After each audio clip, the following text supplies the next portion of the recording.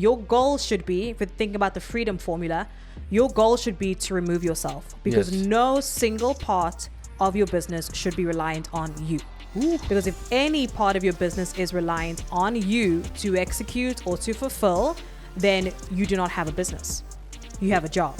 I want to get rid of the least complex and easiest to do jobs that are consuming my time first, and then work my way up. It's how can you leverage other people's time, talent, skills, so that you can focus on what Tim is mentioning, the highest leverage activities that are going to drive your business forward, and let go of everything else that is considered a low leverage activity. Yes. So the question becomes, where do you start?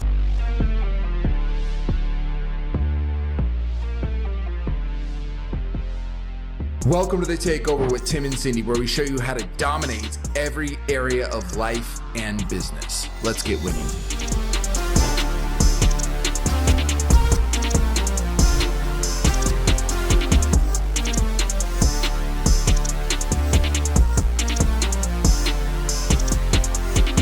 Welcome back to the Takeover with Tim and Cindy. In today's episode, we are going to walk through the freedom formula. How do you work less while earning more as a business owner? If you are tuning in, this is part 5 or episode 5 in our 5-part series, all about how to scale your business with the ultimate goal of making more money, making more impact, and ultimately removing yourself. If you have not tuned in to the first 4 episodes in the series, highly recommend that you go back and listen in on those, because we dished out so much value, so much powerful information that is going to help you on your journey to growing and scaling your business at every point. Whether you are just starting out, whether you're at 6 or 7 figures, wherever you are at in your journey, this is going to be a game changer. I'm excited about this episode specifically though, because we're going to talk about the freedom formula. What does it really take to build the kind of business where you don't have to be in the day-to-day fulfillment or delivery, in sales, where you can ultimately build a business around the kind of lifestyle that you want? We're going to talk about the key pieces you have to have in place to get there, and ultimately how to remove yourself from the day-to-day. When we look at most businesses that start, very few succeed, but even fewer of those that quote unquote stay alive get to a point where the business can serve the entrepreneur, the founder, the starter, this much. And this is the ultimate dream. Yep. And you should have a goal to have a business that you could sell, whether you sell it or not. Why? That's because somebody is not going to buy a job from you. If your business cannot run without you, it is a job. It is not a business. And so this final step is about putting it all together and creating a business that runs without you, not a job that requires you to show up every single day. And that's true freedom. And it's not that you might say, I don't ever want to leave my business. Great. That's cool. But at this point, if you never leave your business, then you are working on high-level strategy. You're working on, speaking and doing all the different things that you want to do. You're choosing what you want to do every day. Yes. And that is the ultimate goal of entrepreneurship, is financial, time freedom, the ability to make the impact that you want to make, give to charities you want to give to. And this is that final step that really gets you there. And This has been a five-part series that has really led up to this. So if you have not listened to the other parts in this series, listen to them. But this is that final step that's going to allow you to have the systems and the processes in place for your business to run without you. Yes. In order to get to the place where you truly have that freedom, that word freedom, we mentioned in part 2, it's having the right leads in place. We mentioned having the right sales system and having commission-only sales reps on your team to be able to take the calls and sell new prospects. We also spoke about delivery and what needs to be put into place to have a repeatable delivery system that every client that comes through goes through the same journey, and increasing the lifetime value of that. Now that we're at this stage, where does the freedom come into place? The freedom comes into place from what's called leverage. instead of you trading your time for money, or your time being required to bring in new clients, or your time being required to fulfill the promise on those clients, your time is spent with high leverage activities. Think about Amazon. Jeff Bezos is the CEO of Amazon at the time of this recording. And for every hour he spends on his business, this is more about leverage time, thinking time, new strategy time, meeting with his executive leaders, right? For every hour Jeff Bezos spends, that impacts every one of his, he has hundreds of thousands of employees from what I understand. And so his 1 hour has a ripple effect of hundreds of thousands of hours and hundreds of thousands of weeks of time, work weeks of time, and months of weeks. And so one decision he makes has that level of leverage. So how do you get yourself to a place where you have freedom, where 1 hour of your time can have that kind of positive ripple effect on the business, on your business growth, on the strategy? Yes. I like to think of leverage as using other people's time, talents, skills to achieve maximum output, or to achieve an output. Right. And so as we're thinking about this from a business owner's perspective, it's how can you leverage other people's time, talent, skills, so that you can focus on what Tim is mentioning, the highest leverage activities that are going to drive your business forward, and let go of everything else that is considered a low leverage activity. Yes. So the question becomes, where do you start? Because we get asked this a lot, right? Like, I do want to delegate. I want to outsource. I want to let go of some parts of my business, but where do I start? I think about this. What jobs are you doing right now that you could hire an entry-level person to do? Right? What are those jobs that we could hire a VA, pay them $6 an hour, and they would happily do that work for us, and it wouldn't require us? So I always want to think about, what are the easiest things for me to let go of first? Now, I will be very, very candid. You are incredible at delegating and finding. So I'm going to put that back on you, because the very first thing that I would do is get rid of what's the easiest things that I can get rid of, and then work my way up from there. Because if I can free up 10 hours of my time by having somebody looking at my emails, take over a lot of my admin tasks, and it cost me, $60 a week. Well, that's a lot easier than if I'm trying to free up 10 hours of my time on a much more complex type of job. So I want to get rid of the least complex and easiest to do jobs that are consuming my time first, and then work my way up. How would you think about this? Because I know you're very systematized in the way that you think about delegating and structuring and leveraging your time. Yeah, it's exactly what you mentioned. It's starting off with those activities that you can very easily outsource. So from a business owner's perspective, this is things like admin, any kind of admin tasks that you're currently doing that you do not need to be doing. I would outsource or delegate that. Calendar management, managing your email, administrative tasks like maybe sending out proposals.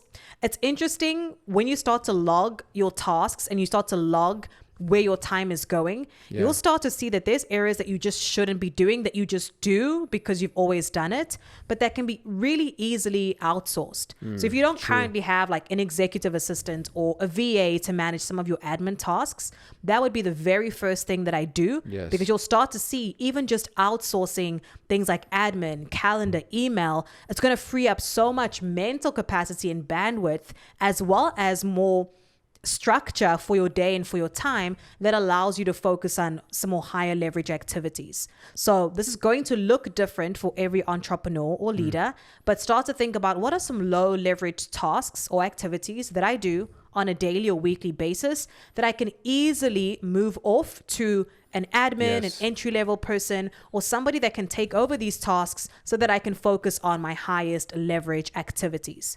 And the more you start to analyze your time, the more you'll start to see, oh, okay, this is a group of things that I do that's in this one department. How can I outsource that? Or there's a group of things that I do that's in this specific area. How can I outsource that? And challenge yourself, I would say.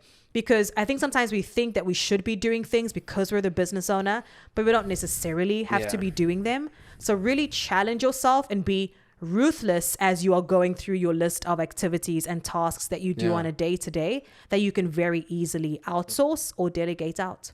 So, I mean, I think just a clear exercise could be list out everything you do on a piece of paper. And I did this with one of our clients recently. I list out everything you do and we went through everything. Okay, let's group these things. What could be one person's job? When we grouped it, it ended up being 5 categories. And I said, what's the easiest one to get rid of that takes up your time?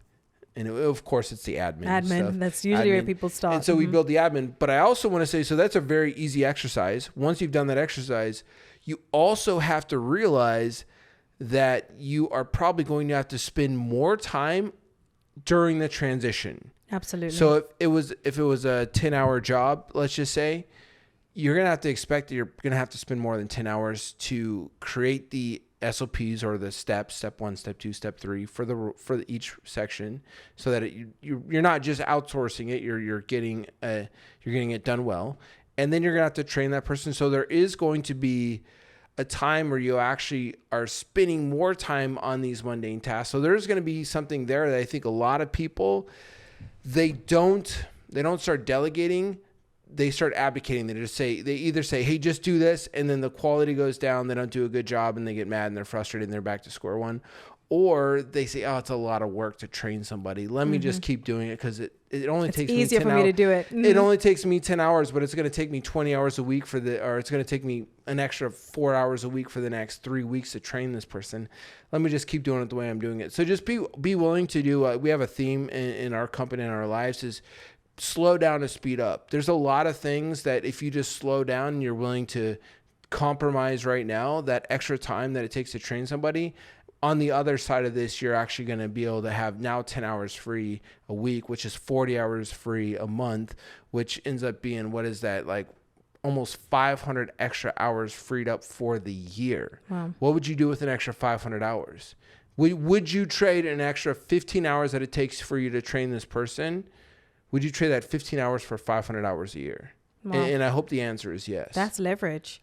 That is leverage. I think it's also understanding as entrepreneurs, business owners, the quicker we scale and the more revenue our company is doing, the more weight our time, the more weight our decisions hold. And so you spending 5-10 hours a week on admin is not just that time that you're spending. It's time that you could be investing in other higher leverage activities that is now being actually pulled away. So it's important to know that the weight of your time and where you are spending your time in your activities is going to increase as your business's revenue goes up, right? And we're talking about how to scale your business, how to remove yourself. So being very mindful of every single hour of your day and accounting for it as you're scaling, because your time holds so much value. As you are outsourcing and you're thinking about leverage, it's important to systematize. We're big on systems at Pima. And it's important to systematize. So as Tim mentioned, as you delegate out, say, to this executive assistant role, you're going to create SOPs or standard operating procedures for every role that you delegate out. This is simply, here's the 5-step process that you're going to walk through to manage my calendar, or here's the step-by-step to booking travel.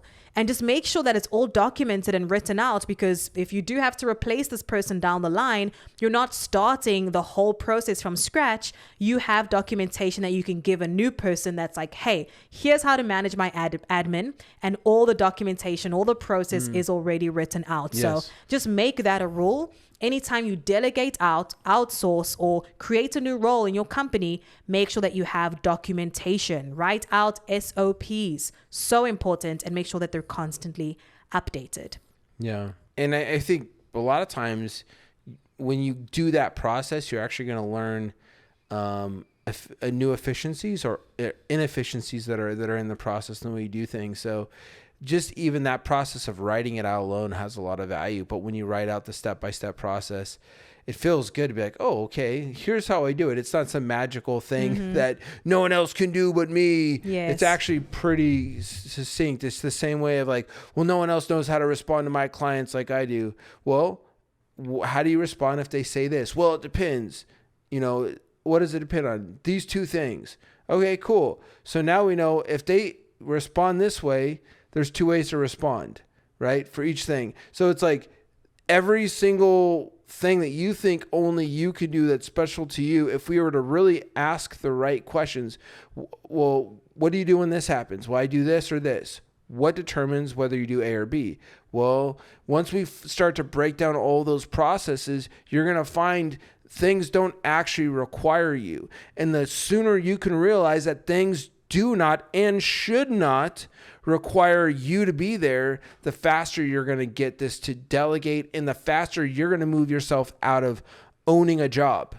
Because the only difference between having a job where you work for somebody and running a business where you are completely tied into the company is that you own the job and your boss is yourself and he's freaking crazy or she's crazy, right? If you work for somebody else, you can at least check out, you can punch out. If you work for yourself and you're, you have a job in your own company, there is no punching out. There is no like paid vacations, like the whole company runs on you. And that's what we want to get out of as entrepreneurs. And most entrepreneurs I talk to, that's why they started the business, so that they could have that time, money, freedom while making the impact that they want to make for their clients. So good.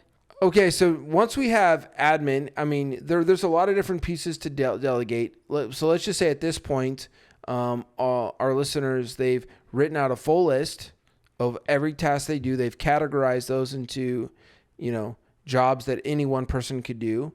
And then hopefully by this time they've outsourced all the admin stuff. They're going to create the processes, documentation, so somebody else could do that magic work.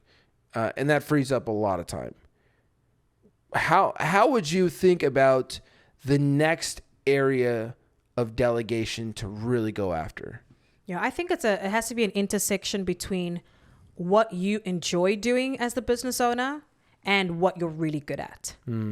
So anything that's outside of the intersection between those two should be delegated out. Keeping in mind, in certain seasons of your business, you may not be able to only focus on the things that you enjoy the most or that you're really good at. Oftentimes, it's going to take a while to get to that point. But if you're at a point where you've delegated everything out and you do have the freedom or the ability to choose, think about the intersection between this is what I enjoy doing the most and this is where my skills are. This is what I'm really good at. And everything else, I'm going to either outsource or delegate or make sure that it's moved off my plate so that I can focus on those, what's going to be considered for me, high leverage activities. Because very often, I think some business owners will think about, okay, but I'm good at this, but I don't really enjoy it. And they're trying to figure out how to balance everything. But I think it's important at that intersection between what you enjoy and what you're really good at, you have to be good at the thing that's going to be a high leverage skill or task or activity for you. So if you think about it for Pima, for us, my high leverage activities is operations, it's client success, it's making sure that the operations team is sound, it's hiring, recruiting.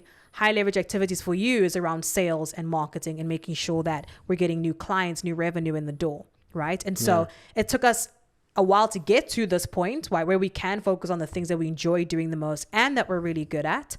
But I'm very intentional about if it isn't in the sweet spot or my zone of genius, I'm delegating and outsourcing everything else. And I have the ability to choose. Yeah. Because I think people, they don't realize that they have that ability to choose, or they feel like it's going to be too expensive or too costly to outsource it. Yeah. But always think about how can you versus a yes/no scenario. I can or I cannot. To be clear, there's going to be things that you do not enjoy or want to do forever. For extended periods. Forever. And there's going to be extended periods of time that you got to be that person until you are at a place in your business where you don't have to be that person. And realize those jobs that you do not like to do, most cases there's somebody else who loves doing those jobs. Yes. So you want to do the stuff that you don't enjoy as long as it takes and no longer. So be willing to do whatever the heck it takes to get where you need to get, but don't hold on to those things longer than you need to, because not only is that draining you and taking your energy when you could be focused on supporting the team more, building the strategy more, but also you're robbing if you're ready to outsource or delegate. We're not necessarily saying outsource to a third party company. We're saying outsource or just delegate as in however that looks.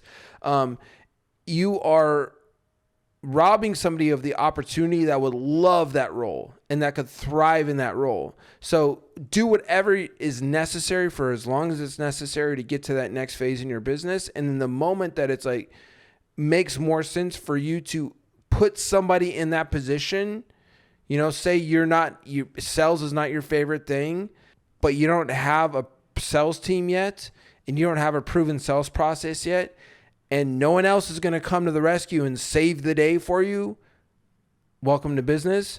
You got to be in there and you got to be the best salesperson on your team, and you got to get so dang good that you can build a sales team that respects you. You don't have to be the best salesperson, but you have to be good enough. And then so once you get there, then you become the sales coach. And then once you become the sales coach, then you can find somebody in your team to do the coaching. You have to be willing to go through those phases. Yes. But if what you're saying is if I get in there and just do the sales and I do the sales and I get really good at the sales and I just stay in there and I'm like, I hate sales, but no one else is going to do it, and you just stay stuck in that rut, that's also not good either. Yeah, absolutely.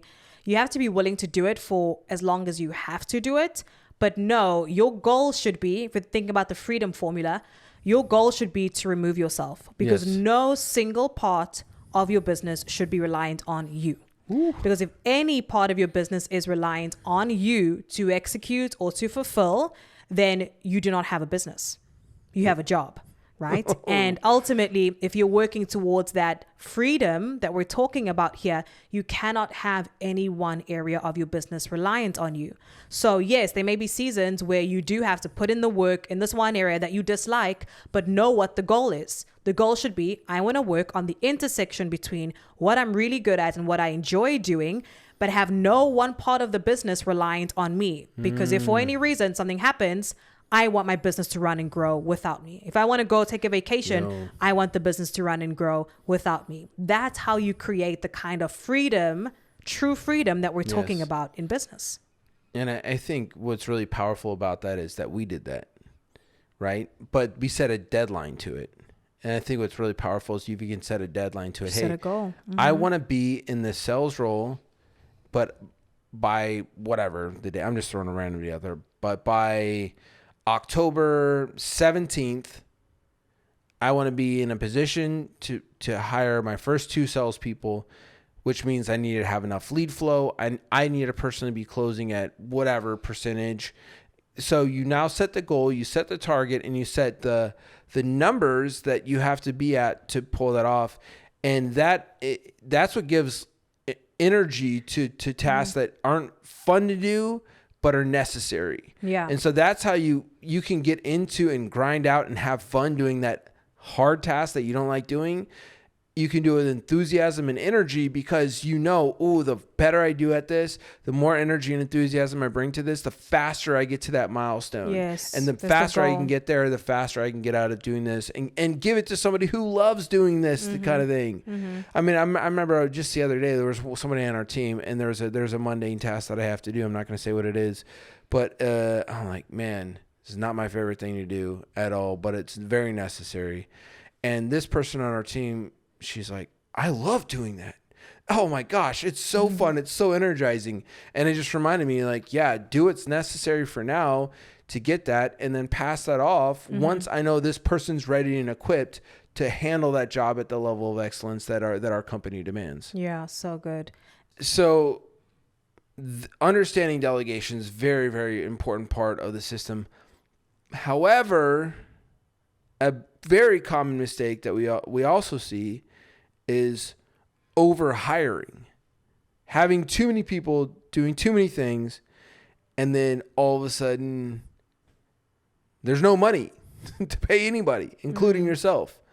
And the point of a company is to generate profits. There's no healthy company out there in the marketplace that's not generating profits, unless, it's like these crazy startups that have multi-billion dollars of investment rounds and are worth, $80 million. Well, there's those exceptions, but if you're running a business that's a cash flow business, it's here to make money, and you don't have billions of dollars of investor money throwing your way constantly, your company needs to make profit.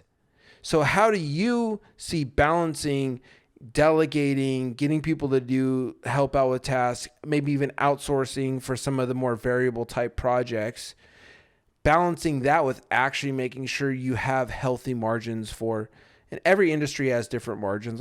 Like a local physical business is going to have lower margins than an internet type business.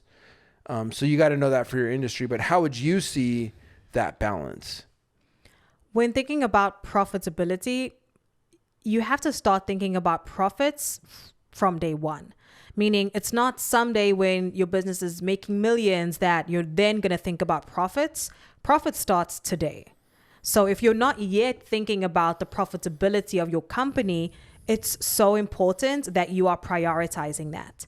Because what is it worth to make $1 million in a year and pay $990,000 in expenses and be left with $10,000 in profit? It's not worth anything, right? And so it's so important. Sometimes people actually are going into debt. Not even making any profit. Not even making any profit. So it's so important that profitability is at the forefront, because we think about the reason a business exists is to make a profit. It's not just to have, yes, the paying your salary as the business owner, that's great, but profitability is what determines the value of your business.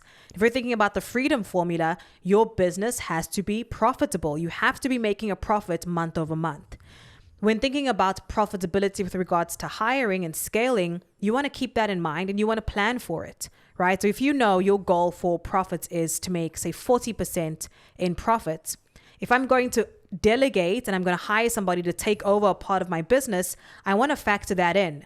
Does my company have the funds to afford to both pay this person and still be profitable? And if it doesn't, how can I find other ways to delegate this out? Maybe that looks like hiring an outsourced teammate, right? Like a virtual assistant from the Philippines, for example. And we have that on our team, and our teammates are amazing. They're phenomenal at what they do. Outsourced teams can work incredibly well if you are trying to manage your profits. Maybe you do have naturally high profit margins in the type of business that you do, and you can afford to hire more quickly. You can keep that in mind. Ultimately, how you want to think about it is planning for profitability today. Yes. You don't want to just be hiring because you have the revenue to hire, and you're hiring, but you're not keeping profit margins in mind. You're going to get to a place where your business is not making any profit at all. Yes. And then you're going to actually have to lay people off. So to avoid that, plan your profitability up front. You have to look at your P&L and see, okay, if I want to make 40% profit in the next 3 months, how much do I have available to spend on somebody's salary? And I think a lot of people are not pre-planning profits into the equation. Yes. And they're just looking at top line revenue and saying, oh, okay, like I have enough to hire a teammate. I'll eventually be able to pull something out. Mm-hmm. Yeah. But if you're not planning for it today, you're not going to be profitable as you're scaling as well. And I think too, on that, to be very clear, owner's comp, AKA what you pay yourself, is not profit. Yes. Let's just say you're a smaller business, you're doing $20K a month. You've got $8,000 in expenses, so you have $12,000 left over.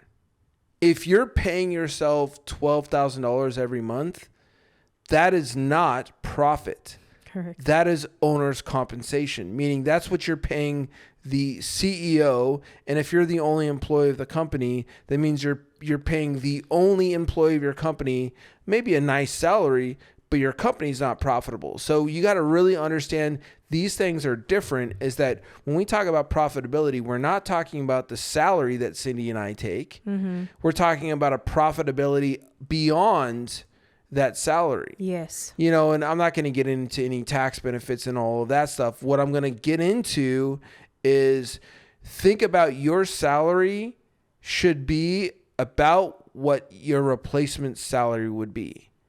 Again, you're not trying to have a job that you're working 1,000 hours a week because it's your job, your business, you're the boss. We're trying to build a company that can run and grow without you. So what would you pay an employee for that to take over the role that you're in, the role or roles that you're in? And then whatever that is after that pay, the owner's comp pay there, then what is profitability? And that number will give you what your true profitability of your company is. Yeah, so good. And I know, Tim, we were talking about this the other day, how when you initially scaled Pima 1.0, you were focusing on, kind of like we spoke about, that top line revenue, hiring teams. How did that affect your profitability when you were essentially over hiring? So there's something that's called revenue per employee or employees per million in revenue. There's different ways to look at this. Every industry is different. So if I have, I want to think about how many employees do I have per $1 million in revenue that I'm doing. And say for the industry that, that I was in, where I overhired, healthy should have been 3 or 4 employees per million in revenue. I didn't know that number. So I was just hiring because the top line was growing. I wasn't pulling profits. I was pulling out good owner's comp for a while, but then as the company kept growing, I was pulling out less and less out of the business because I wasn't doing this. And what happened is by the time everything was said and done, instead of having 3 or 4 employees per $1 million in revenue, I had 12 people on staff for $1 million in revenue. And that happens to a lot of people, and we've saved a lot of people that they're scaling, man. We're hiring, we're good. Okay, cool. What's your revenue? Okay, how many employees do you have? Your business is about to crash. Mm-hmm. So kind of look that up. If you have very entry-level employees, say you're doing a car wash, it's probably going to be a little bit more employees per million. If you're doing super advanced stuff and you need to hire people that cost $300,000 a year, you're probably going to have more like, 2 employees per million or something like that. But just a general rule of thumb is, 3 or 4 employees per million. If you're more entry-level employees, you can have a few more employees per million. And if you're very high-end type employees, it's going to be, 2 or 3 employees per million. But that's a very, very important number to know is at least to track in your company, what is my revenue per employee or, employees per million. Mm-hmm. And that is when I learned that number, that changed the whole game. Yes. And when I started thinking exactly like what you're saying, where we got to start thinking about profits from day one. Mm-hmm. How do we start pulling? If we can pull out profits right now when things are slim and we're doing a bunch of stuff, that means we're going to be able to pull profits out at the next phase. We're going to be in that habit of doing that. Yeah. And any healthy business, if you go to sell it, they're going to say, what's your profitability? Mm-hmm. And if I have, let's say, a $10 million business, but it's only doing $1 million in profit, if somebody gives me 5x on that business, they probably won't, because that's pretty low profitability, at least for our industry.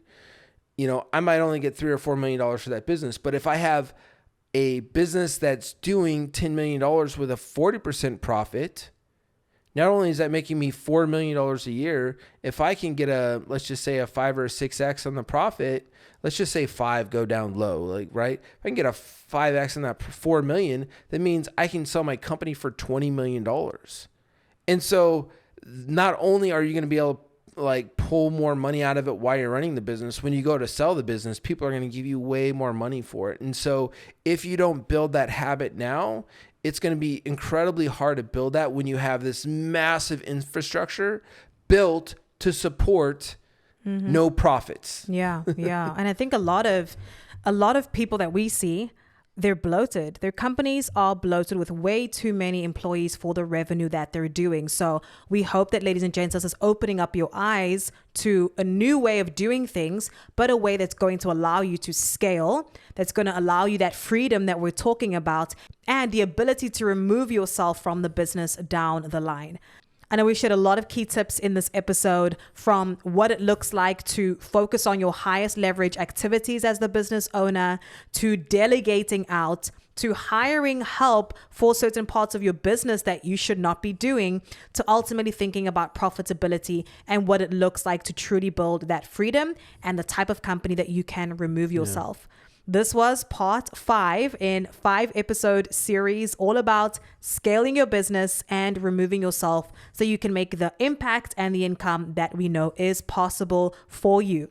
If you just tuned in on this episode, make sure you go back to episode 1 in the series and listen to the whole thing through, because we share so much value and so much insight around what it truly looks like to build a sustainable business, not a campaign, not an offer, not something that's here for one season and gone tomorrow, a truly sustainable business that you can scale. If you're watching this on YouTube, make sure that you are subscribed to the show and hit that notification bell so that you never miss an episode. As usual, leave us a comment so that we can engage with you in the comments. And this is Tim and Cindy with The Takeover. Remember, domination is not a destination, it's a way of life. Stay winning.